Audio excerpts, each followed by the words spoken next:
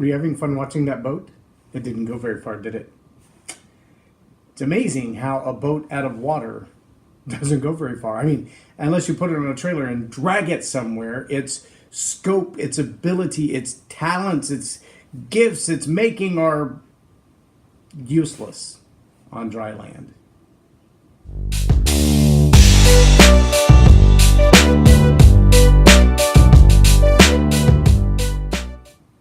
I'm J Loren Norris. I'm glad you joined me here today on Leading Leaders Podcast. I want to ask you a question. Are you myopic in your leadership? Are you myopic in your leadership? I was thinking today, if there was a dome placed over your place of business, your home, your area of influence, your circle of influence, and that dome didn't allow you to leave that area, to drive out of it or to visit anyone. And I'm kind of thinking the dome from the TV series a couple of years ago. But my question is this: if you had that dome, let's say 75-mile radius around your place of business, your place of work, your network of friends, if that dome was there and it was 75 miles away, would you even know? I mean, how long have you conducted business, had relationships, built family in a circle so small that you don't have any idea, aside from what you see on the evening news, what's really going on in the world? See, the scary part of that is they could tell you anything. I mean, literally anything that they want to tell you, and all you can do is believe them because you have no proof otherwise. I mean, you could listen to other people argue about it, but here's an example. It was the last time you were in France. I mean, if you were in France, were you there when the truck attacks happened? If you weren't in France, are you certain that the truck attacks happened?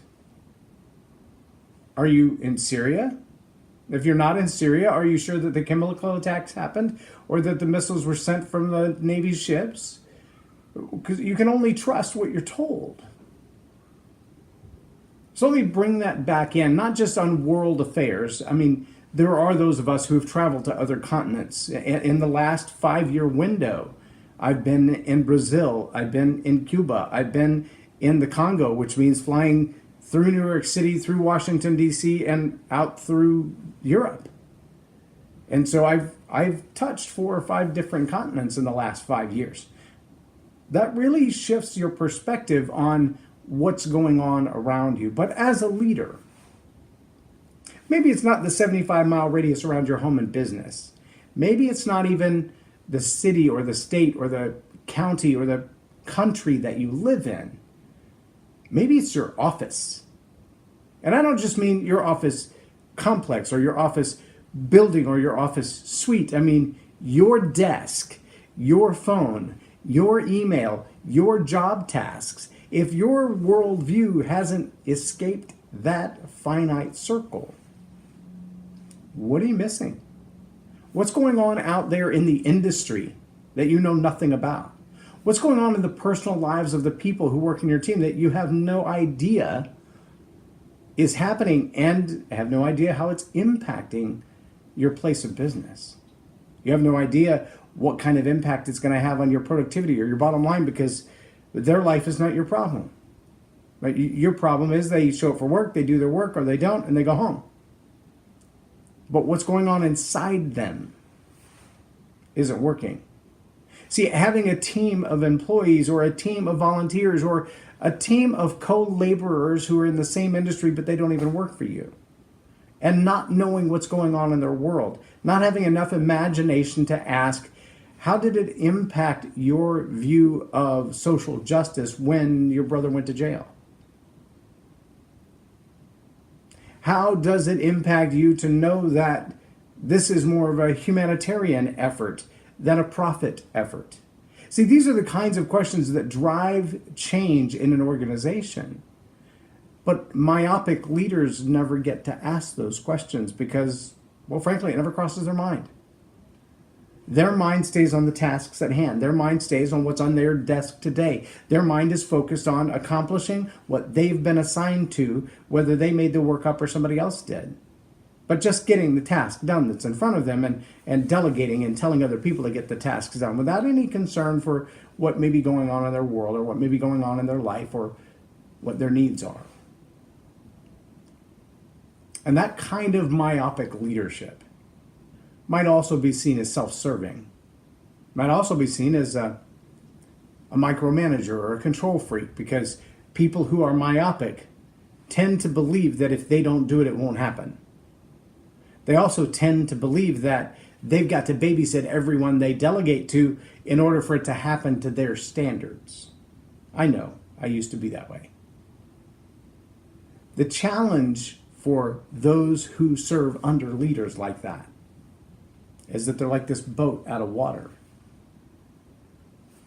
The boat in the water is a great analogy for leadership, especially for those who are detailed. It's really easy for a skier to be agile, to be quick, to change direction, to move from one side to the other. And the reason that they can do that so easily is because they have no drag. Because all a skier on the water has in the water is that little rudder on the back of the skis. But if it's the jet ski, well, they can move pretty quickly and pretty agile compared to the boat, but they're still not going to move as quickly as a skier.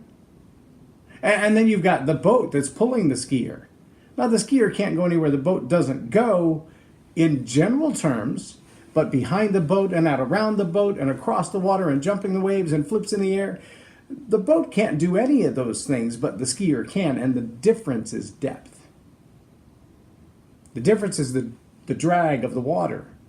How deep are you? Deep in the details, deep in the relationship, deep in the understanding of what needs to happen.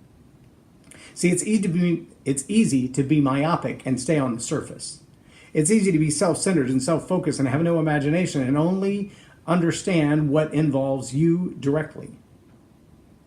But you can't lead up, down, or sideways as a myopic leader. You've got to have the intellect and the imagination to get outside of your own box, to take initiative to do other things, to get involved with other people, to even serve outside of your organization, outside of your industry. Get out of your dome, get out of your bubble. Do things that cause you to learn what you don't yet know, to meet people you have never seen face to face, to experience adventure in a way that you never have before.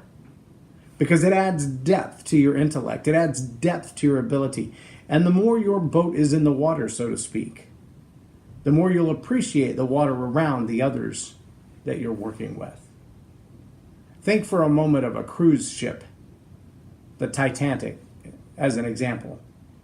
How much drag does a boat have when there are 3 or 4 stories of ship under the surface of the water? How quickly can you turn something like that? And yet, we sometimes expect that those of us who work on the surface, like skiers who move in and out of opportunities, in and out of situations, in and out of relationships, that the cruise ship ought to be able to turn as quickly. They ought to be able to get out of our way. They ought to be able to keep up. And frankly, organizations are deep because they've been at this for a while. And their inability to be agile, sometimes it can slow you down, but sometimes that's a good thing. Look at a sailboat in the water. And a sailboat has a deep, heavy keel. Now, most of the boat sits on the top of the water because it's only powered by the wind. The more drag it has, the slower it moves. But if you get out there on one of those cats, they've got a deep keel. And it's heavy, but it's thin. It allows them to move through the water fast, so they have some agility and some speed, but it still goes deep. Otherwise, they tip over. They lose their sense of direction. So as you think about your leadership today, as you think about your leadership skills, are you deep and aerodynamic? Are you deep like the Titanic? Are you shallow like a water skis? Or maybe like a jet ski, or maybe like a speedboat? Do you rise up when the time comes for speed and sit on top of the water like a speedboat? Or are you more like a pontoon boat where you just kind of float along and move only as the waves take you, except when you're under power?